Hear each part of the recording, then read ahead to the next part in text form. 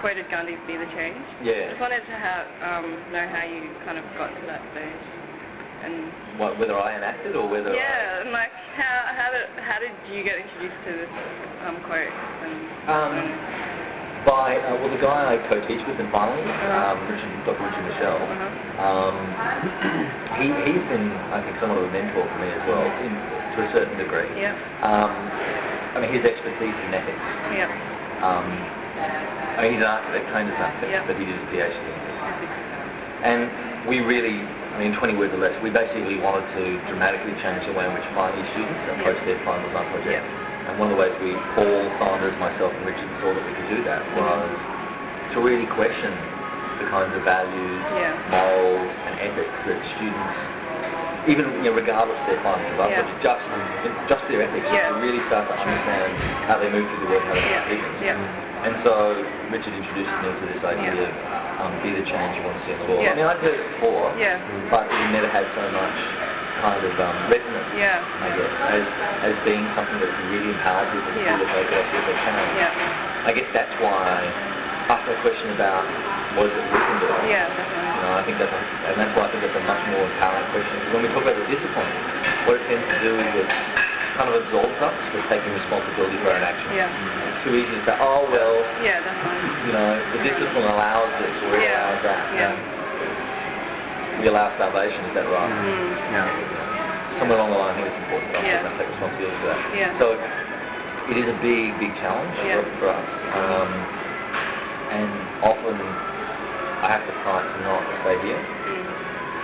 I mean, in academia, because sometimes when you really do dig deep into yourself and think about these issues, you can start to realise that a lot of what we go into is kind of intellectual navigating. If you really kind of fundamentally think about some of these prevailing issues that are just about shelter and food, security, safety, But I've got to believe that, I have to believe there's certain, so that's the primary concern, and there's other ways that we can attack those questions. My wife and I said we've just started this practice. It's a design collaboration.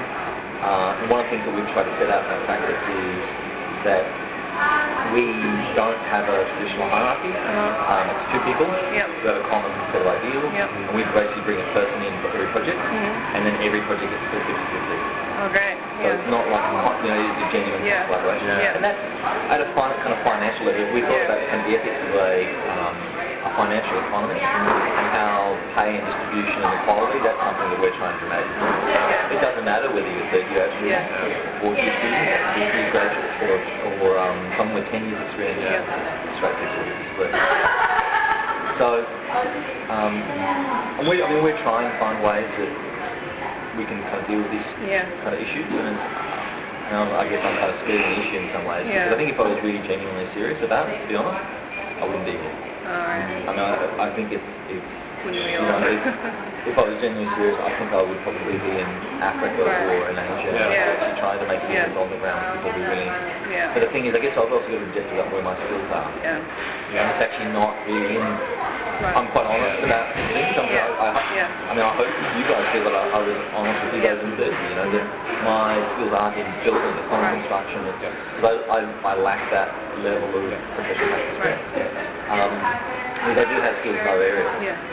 So, I mean, hopefully, I guess what I kind of consider that by educating finally students, by educating you guys, that might be where I make a difference. By educating them to approach the world differently. But I mean, it's genuinely kind of struggle a lot. Because it does ask you to face some really hard questions. And very unnerving questions. It doesn't stop when you get older, though. No, I hope it doesn't. I mean, I really genuinely worry that you do get to a day where you just get comfortable and just accept things the way they are. And I think that day comes, and definitely. Especially in academics. I mean, that's fundamentally the difference I see. There's two kinds of academics. There's one that just accepts the status quo and does things so that they're easy for them and seamless to the institution. There are others that actually understand that the role of an academic is to be, we call it professoriate, but they're supposed to profess. They're supposed to have a position. An educated position is supposed to profess that and disseminate that. And that's what I think our role is.